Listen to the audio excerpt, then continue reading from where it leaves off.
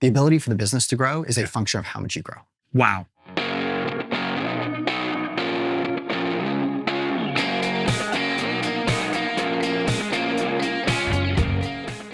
Does that also mean abandoning your past learnings in some capacity? I just can't comprehend the change. I think if I was to break down my growth journey, like maybe we can do that and we can talk about it in the context of like coaching, and we can like kind of work our way. So initially it was like, okay, the biggest team I had led prior to Relay was like a team of 6 people. Yeah, okay, wow. For me, there was a lot of like leadership skills I needed to go and learn. Even that team of 6, it was like, it was a good team. Yeah. We were high performing. Was I the best leader?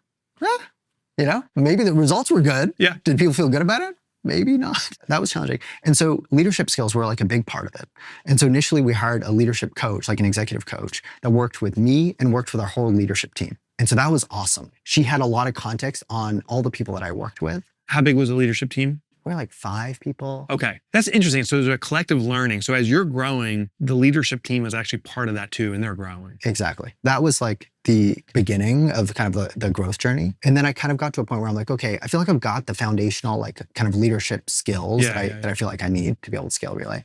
But there's this kind of like emotional kind of piece that I needed to like figure out how I can unlock that anxiety or whatever it was that I felt like was blocking me from getting to the next level, to be able to unlock myself to be able to do that. I was like, okay, I need someone that's going to help me with the emotional side of leadership at scale. I got introduced to this coaching group that were ex-Marines, ex-operators, and their whole MO was like, hey, we go out and we find all the like woo-woo stuff, and we try it out and we see what works and see what's real. And then we bring it into our coaching practice. And I was like, okay, what is this stuff? Like, what do you need me to do? And I was like, can we try it? And so I get on this call. I was in New York in a buddy's office at the time in like one of their little call booths. And my coach said to me like, okay, Yoseph, this is gonna be a little weird. Are you like open to like doing this? And I was like, open. Yeah. Let's try it out. What we tried was, in psychology, it's called like internal family systems. In traditional psychology is you have a mono mind and then you have bad parts to your mono mind that you need to kind of like fix. The whole